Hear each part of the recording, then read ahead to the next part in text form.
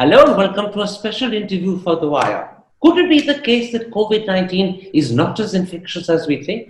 Could it be the case that, in fact, herd immunity is much easier to achieve than we believe?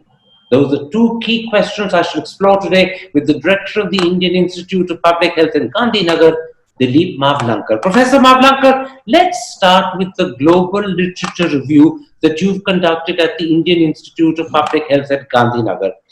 It is an attempt to see what percentage of people living in the same household as a person who's got COVID 19 end up getting infected themselves. Epidemiologically, this is known as household secondary attack rate. Now, writing about your results in the Hindustan Times on the 30th, you said, and I'm quoting, most studies showed that 80 to 90% family members do not develop COVID 19 after a primary case is diagnosed in the family. Let me begin by asking you, can you briefly and in simple English explain to the audience how you come to this result? Yeah, maybe Karan, thank you very much for inviting me, but let me give a 1 minute background of why we did this work. When we looked at a spot map of COVID cases in Ahmedabad, somebody from IIT shared with us from whatever public domain data was available, we spot map looked as if there are not many houses where there are two dots put on one house. So there are in the most dense areas where the most cases were happening, which is central part of Ahmedabad, the old walled city.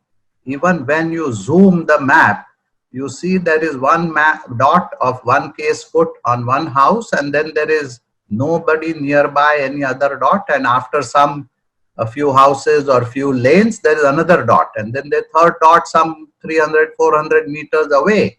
So we were wondering that why is this, that even in the dense where the most cases are happening, there are not many cases in the same house.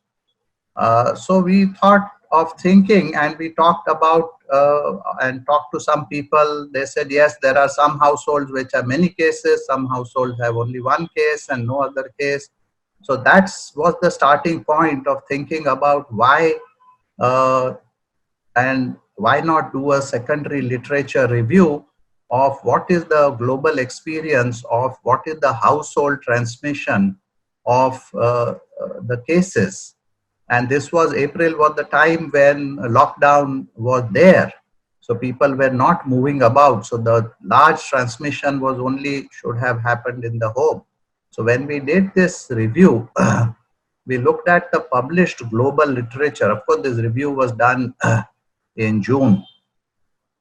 We looked at the published literature. We found about 300 plus articles which listed about secondary attack rate, etc. And in a systematic review, you filter them. And finally, we arrived at 13 articles which exactly address this issue of how many secondary cases are happening in home where primary case has happened.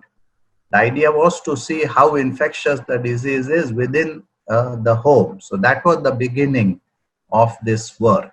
Can I stop? And when you sure. took 300 articles down to 13, and are you saying that those 13 articles have established that 80 to 90% family members of a COVID-19 case do not get infected themselves? Is that as the result of those 13 articles? Yes, yes. And the range is wide. This 10 to 20%, I'm giving you a sort of average of those 13 articles. The range varies from 5% to 50% people get infected. So there are some articles from China which show 30 to 35. They were the articles done in February. There was one article from England which shows 35% get infected, but most of the articles show below 20%. So the average from those 13 articles is that somewhere between 10 and 20% of people in the same household as a COVID patient get infected, which is why, putting it the other way around, you said 80 to 90% don't get infected. This is the average that emerges from your study. Is that right? Yes, yes, yes. That is the average range which emerges. Then let me ask you this. How confident are you of this result? Would you be prepared to defend it? Yes, this result is the effort of our team through looking systematically through international literature.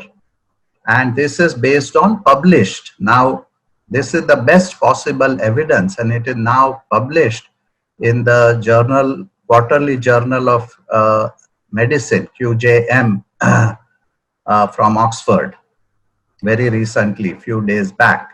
So So it's a your peer-reviewed published article now. just I'm interrupting you again, forgive me. So your results have been published in the Quarterly Journal of Medicine a couple of days ago in England, and it is therefore a peer-reviewed study. Yes, sir. Yes. Let me then pursue this one step further. I believe studies show that a COVID 19 person is most infectious in the 2 days preceding symptoms appearing. That means that at that stage, people in the same household would not be wearing masks, they would not be social distancing. Despite that, 80 to 90% do not get infected. Is that right? Yeah, that is what the results are showing, which we were also surprised that we have been told that if you go out for 5-10 minutes, do some interaction in the market, you may be likely to get infected. But what was surprising that within the household, not many people are getting infected. And this is even during that critical 2 day period before symptoms appear, when a person is most infectious. And at that point, people are not social distancing in the household, they aren't wearing masks. Despite that, 80 to 90% do not get infected. Sure. And to add to what you are saying, normally when any cough, cold starts in a family member, what the family first does is take home medicines for 1 or 2 days. When it doesn't get cured by home medicines, it goes to the local doctor or a pharmacy and tries out another 1 or 2 days with those medicines. And when that doesn't cure the disease, then they think of going to a COVID center or a hospital to get tested. So at least my understanding is between the onset of the first symptom to getting tested, there may be 3, 4, 5 days of interval. And in that, the person is not having any understanding that he or she has COVID. So there is no such question of isolation, no question of social distancing, no question of mask in the family. And in spite of that, the spread is only 10 to 20%, which is the most surprising part. I'm going to repeat it for the audience. First, there are the 2 critical days before symptoms appear when the person who gets COVID is most infectious of all. Then there's the period of 5-6 days after the symptoms appear when people are not actually getting themselves tested. They're either taking medicine at home or they're taking medicine from a pharmacy. And right through that period, which is perhaps as much as 7 days, family members are around them. There is no social distancing, no mask wearing, and even so, 80 to 90% of those family members do not get infected. Have I understood that correctly? Give me a yes or no. Yes, exactly. Exactly correct. In which case, Professor Mavlankar, does it not seem that COVID-19 is not as infectious as we thought it was? If 80 to 90% of family members who are in contact with the patient for 7-8 days, not wearing masks, not social distancing, if still 80 to 90% don't get infected, doesn't it mean that this disease, COVID-19, is not as infectious as we originally thought? I would modify that little bit to say that the other side could be, it is infectious, it is spreading, because there is evidence to say that it has spread within months throughout the world with minimal contact through airports and through airline and wherever people have went. But I would say that lot of people are not, it seems, susceptible. The agent may be infectious, but the host has to be susceptible to the infection.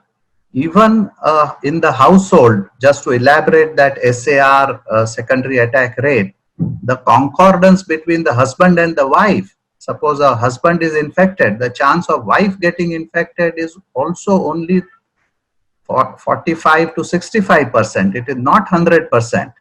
So the people who sleep in the same bed are also not 100% getting infected. So what it shows to me is that many people in the family, the agent may be infectious. You may be able to spread it to your neighbors or somebody else in the workplace. But in the family, many people seem to be resistant to this infection.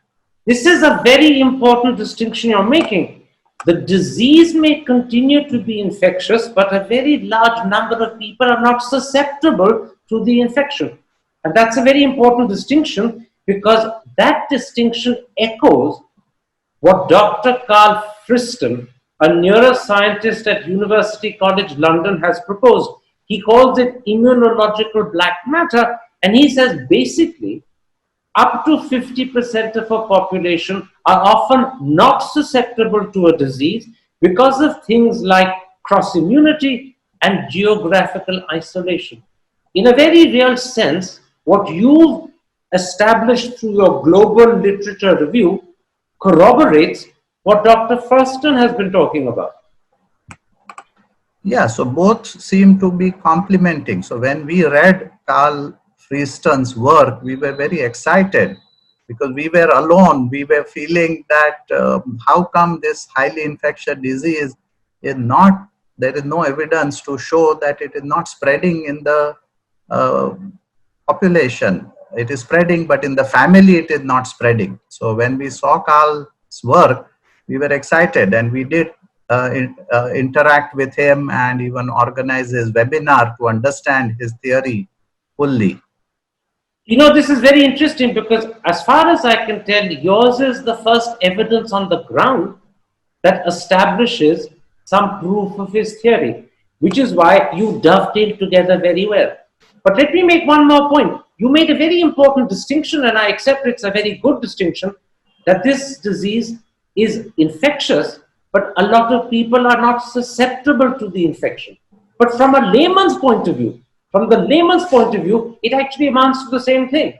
Whether disease is less infectious or whether people are not susceptible, either way, from the layman's point of view, it means a lot of people aren't getting it. In fact, in families, up to 80-90% are not getting it from the one patient in that household. Would you accept that from a layman's point of view, it's the same thing? Yes, it's both similar. Yeah. Then let me ask you this, Dr. Madlankar.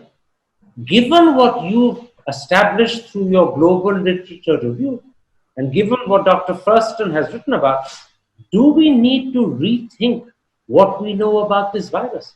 And more importantly, do we need to rework the models on which we've assumed how it will spread? Yes, we need to rethink. My sense is not so much about the virus, because a lot of work has been done about the virus, but rethink about the susceptibility of individuals to the virus. Because what I see lacking in the discourse is the issue of susceptibility. Everybody assumes that because it's a new virus, everybody is automatically susceptible, which doesn't seem to be the case. There's also a third paper, modeling paper, now published from Sweden by Dr. Britton. His name is Dr. Britton. Also showing that some portion of the population may not be susceptible. So that is, I think, the susceptibility part I would emphasize. But that's a very understand. What you're saying is very important, because susceptibility determines how this virus will spread and how far. Dr. Friston actually believed that perhaps up to 50% are not susceptible. Your global literature review shows that within the same household, up to 80-90% are not susceptible.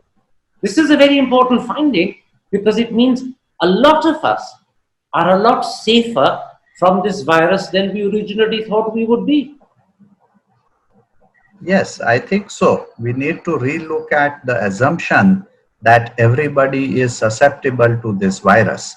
And the reasoning of this, why we thought of this, was also, if you remember, 2006, India and the globe was affected by chikungunya virus, which is a mosquito-borne virus which mutated and originated near Madagascar and then traveled to many, many parts of India. And in India, 1.4 million cases happened of fever and chikungunya during that year.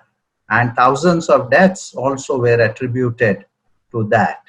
And there, we also saw in Ahmedabad, lot of additional deaths happened as compared to previous years in that chikungunya epidemic. But there were many people who, in their own house, in my own house, we were 5 people, 2 people developed chikungunya, 3 people did not develop chikungunya. Now, this was a completely new virus.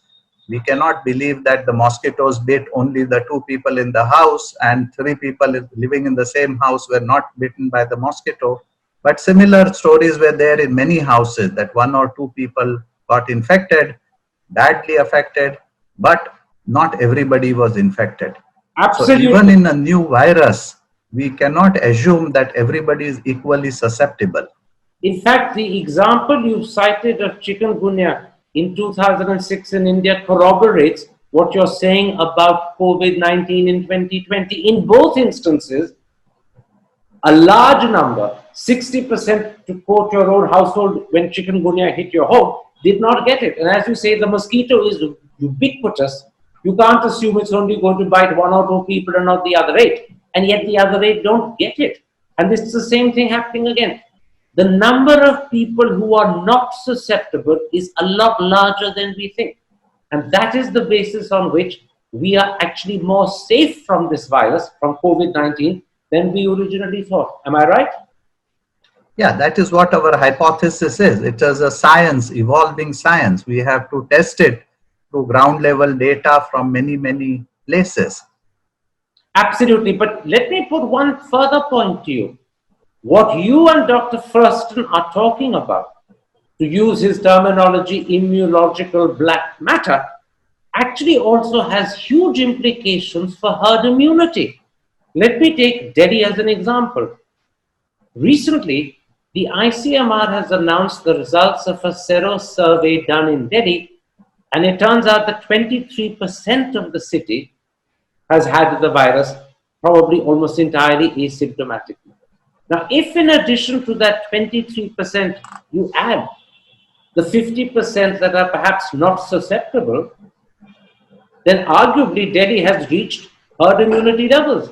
In other words, what you're saying about the size of people who are not susceptible, whether it's 30, 40, 50, or 60%, actually makes herd immunity a lot faster to achieve.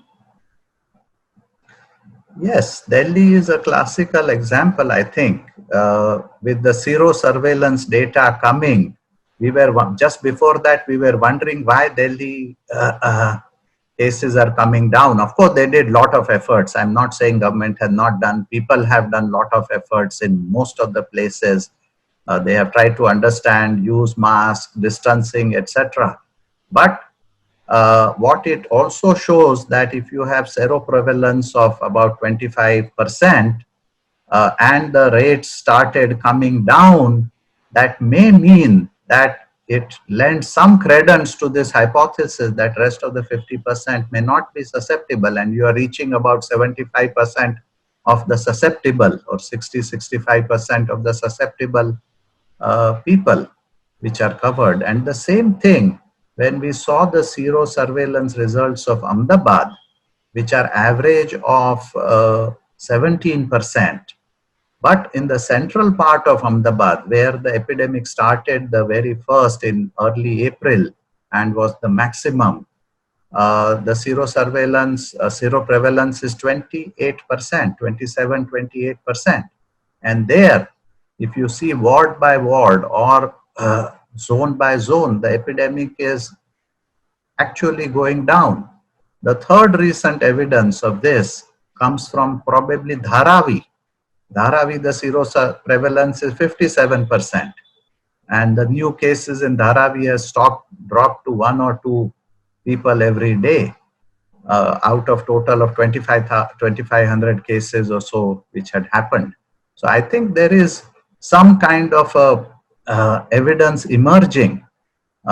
We can look at, I haven't looked at closely, but New York City, where the epidemic is sort of over, London, they may have similar situation, and we can piece together this global evidence of Freeston's theory using ground level data. This is very important. I'm briefly repeating the core point you made. The fact that the disease is diminishing in Ahmedabad, Dharavi, and Delhi, where the levels to take Ahmedabad and Delhi in particular of positive serosurveillance is just about 23 or 28%, seems to lend credence to the Friston theory that up to 50% of the population are not susceptible. And that means together with the serosurveillance and the percentage not susceptible, we're talking about 72, 73% levels. This is fascinating because once again, it suggests A, we are safer than we thought from the disease, and B, we can get over it faster than we thought also. Doesn't it? Yes, yes. But I want to again emphasize that this is theory plus some ground evidence. We need more work. It also doesn't mean that we give up, because one of the worries of governments is that if people feel that, oh, we are close to herd immunity, they may start taking too much of liberty, not wearing masks, etc. So we don't want to sort of encourage this idea that we are completely safe. Absolutely. We are not, and we have to be very careful. We don't want to encourage false, fake confidence. We don't want to encourage complacency. But nonetheless, we also want to point out what is emerging from your work. You are now corroborating Friston's theory that up to 50% may be not susceptible.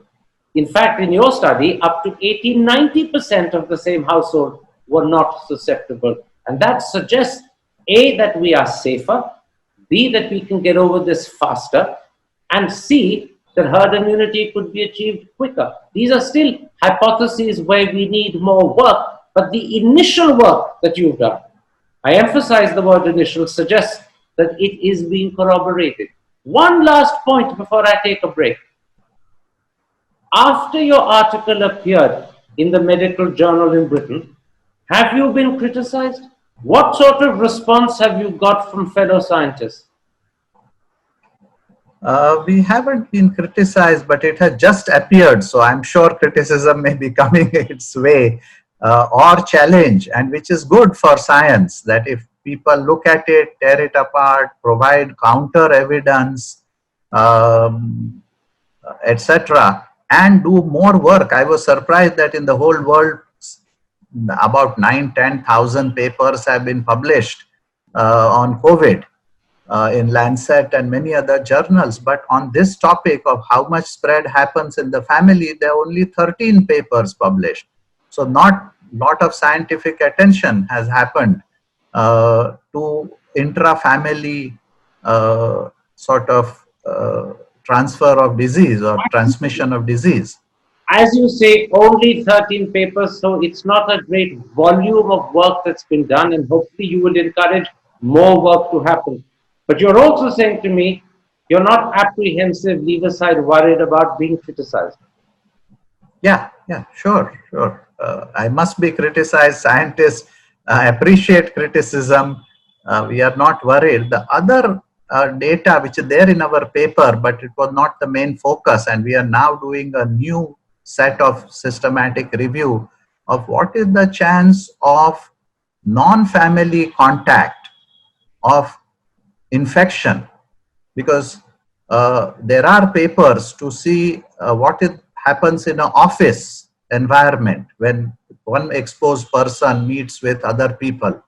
In this classical example of this boat is there, Diamond, whatever, Princess ship example. There is another American ship example. So there are work examples, and we are now doing another systematic review to see what is the chance. And the two data which we saw in our papers was only half a percent of people got infected in these two papers which But we reviewed, but there may be more. I'm interrupting you because this is even more fascinating. In theory, in principle, what happens in offices should be the same as what happens at home. There shouldn't be a great difference. And you're now saying that although you've only done 2 tests, and 2 is very little, the number or percentage of people in offices getting infected from a colleague who has the disease is about 0.5% or 1%. At least in these two papers, but there are papers. There is, for example, a paper from choir group in Washington State, if I remember correctly, where one person infected 55 out of 60 people. So there are also other counter examples. Right. But so we need to do a more systematic review. And at the end, you need to derive the average, which is what you derived for your survey of people at home getting infected by a member of the family. And it's that average that will be telling. I'm going to take a break at that point. Very briefly, when I come back, I want to raise with you certain other issues and concerns you have about the way we in India are collating COVID data. You've written about this in a recent piece you did for CNN News 18. I want you now to talk about it on television. But first, a little break.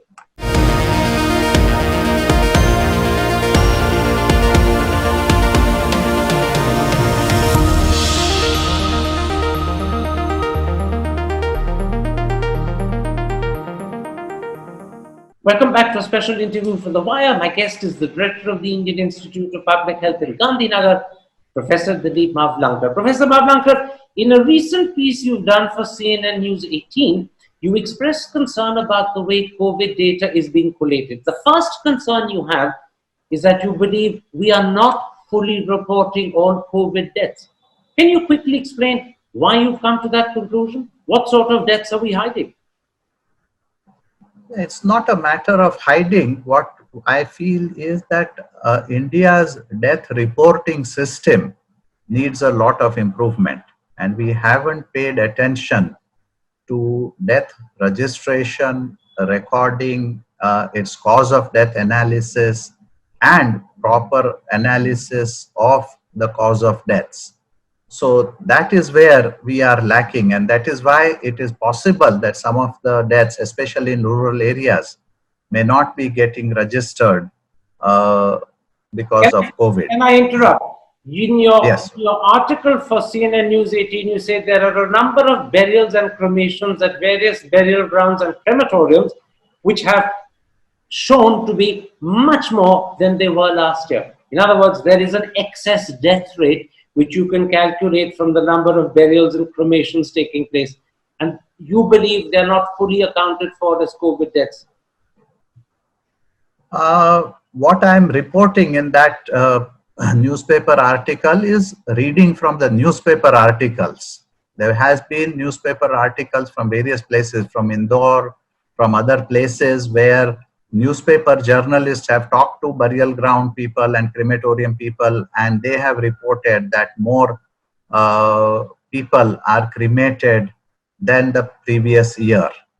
And there have been also reports of more people cremated with COVID protocol, because for cremation in the big cities, the COVID protocol is somewhat different than normal cremation.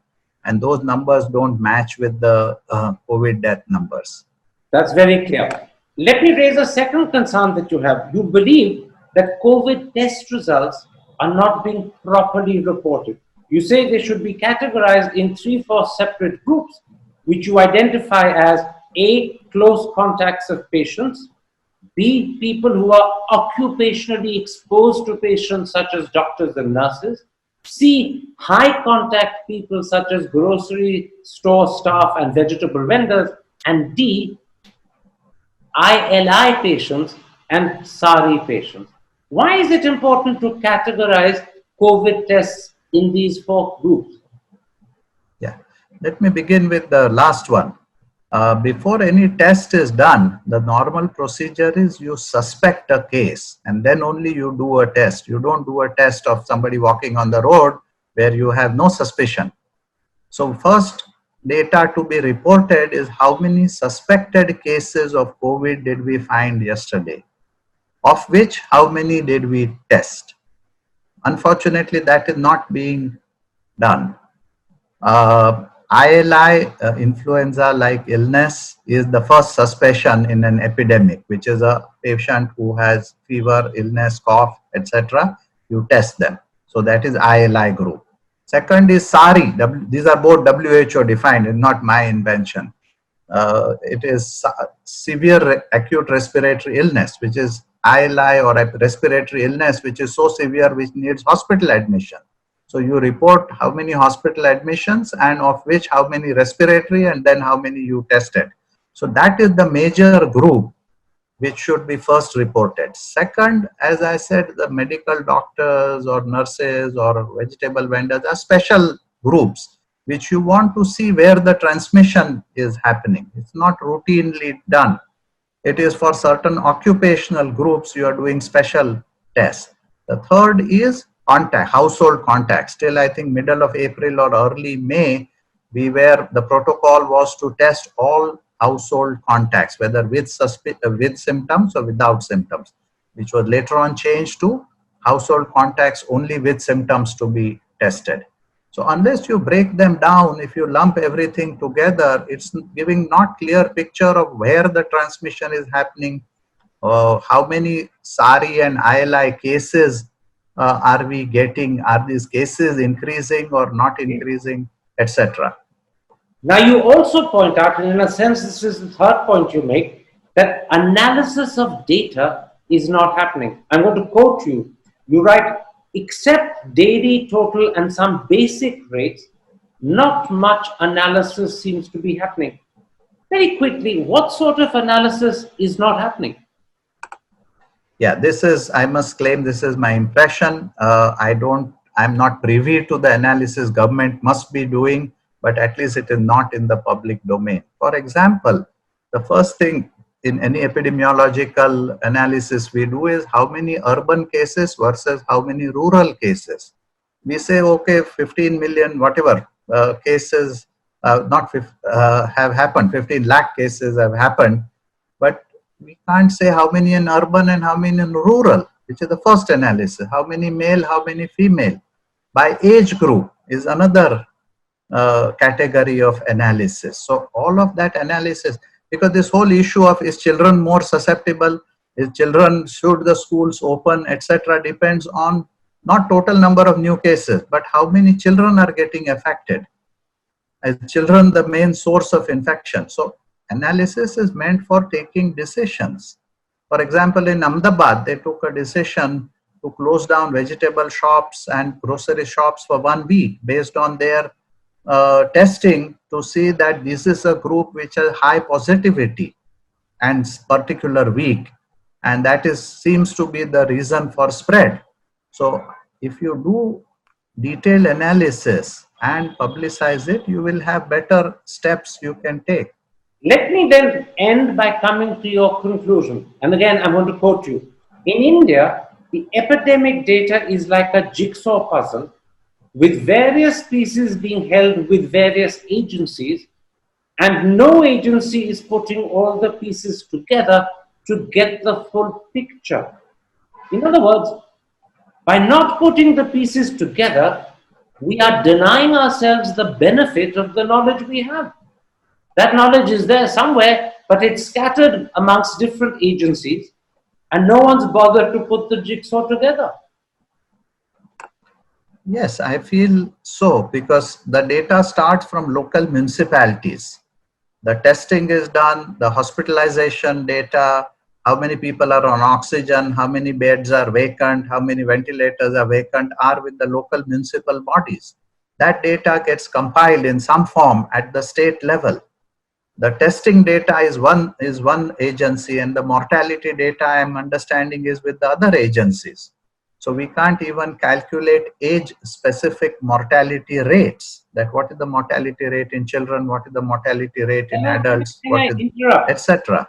Can I interrupt? On two occasions in the last 4 months, the Health Ministry has put out, but only on 2 occasions as far as I know, age-related mortality rates as well as age-related case rates, but only on 2 occasions. And secondly, this morning, newspapers report that the health minister yesterday made clear that under 0.5% of patients need ventilator support, under 2% need ICU treatment, under 3% need oxygen. Is that not getting somewhere close to piecing the jigsaw together, or do you think this is very rudimentary, we need a lot more? Of course, this is very, very useful, but it is a national average. Whereas you need to know this at the local level, because say 0.5% nationally may be combined of 13-15% in some city and 0% in many other areas. So there may be a lot of variation in this, and it is very useful first step. I'm not denying that. I'm just saying that this has to be done at each local level, city level, district level, state level, and then the national picture. And can I ask you this? Why is it not being done? I mean, as you explain that it should be done, it becomes very obvious to the audience. This is the very necessary step. Without this data being properly analyzed, we won't be able to have a proper, sensible policy. So why is this not happening? Is it irresponsibility, or is it incompetence, or is it simply that we don't function efficiently? I think my understanding, and I'll go to the root cause, not the immediate cause, is we haven't developed and given importance to medical statistics or biostatistics and epidemiology and health statistics overall. If you see state by state, nationally, we have very few people to do this. Many big government, cities like Bombay, Ahmedabad, Delhi may have 0 biostatisticians. Many big agencies have very few people. So we haven't thought that compiling statistics as a technical work, and which needs people, systems, machinery. And that is the reason why we are not able to do it in epidemic. We are not able to do it in a routine system, except for disease control programs like TB, malaria, leprosy is fine. But in otherwise, we are data deficient country. Very well put, Professor Mavlankar. We haven't created a system that will actually analyze the data, not just nationally, but regionally and district-wise. And the reason we haven't created that system is because we haven't actually developed sufficient interest in the importance of epidemiological and medical statistics. We need to, in other words, change our attitude to this, and only then will we begin acquiring the data and then proceed to analyze it. I thank you for having explained this. Take care. Stay safe. Thank you. Thank you very much. To receive instant updates on all videos from The Wire, click the subscribe button and hit the bell icon. Pay to support independent journalism. Click the link in the description and choose the amount you want to pay.